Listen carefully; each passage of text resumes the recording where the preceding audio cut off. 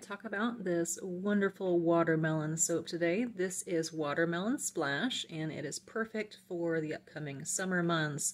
And oh my goodness, watermelon is so popular in this area. But we're going to talk about this cold process soap and how I made it. We're going to cut over here in a second to the actual making of this soap. So I've got the 3 layers for this one. The bottom layer includes an evergreen mica from Brambleberry and an evergreen mica from Wholesale Supplies Plus. They are 2 different colors, and the one from Wholesale Supplies Plus does kind of discolor or morph into more of a blue in cold process soap. So in melt and pour it does stay true to its color. And then I also use a green kiwi mica, again from Wholesale Supplies Plus.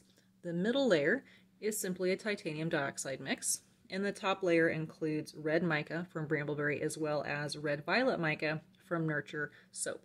Now the thing with the red violet mica is it does fade considerably. I've tested this both in cold process and in melt and pour, and it does fade, so definitely take that into account if you use that color. And also those little black specks in there, those are poppy seeds, so some fun little decoration in there, as well as a little bit of gentle exfoliation. Now the fragrance that I used for this was a blend of 3 different fragrances from Brambleberry.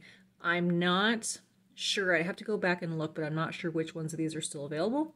So I had used fresh zucchini flower. I know that one actually is not available anymore, but that one to me smelled just like watermelon, and it behaved wonderfully. Actually, all these behave wonderfully.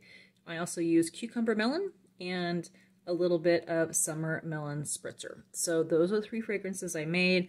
They all behaved really well. So that is that really pretty, and oh my gosh, it smells so good, Watermelon Splash. And let's go ahead and cut over to the making of the soap.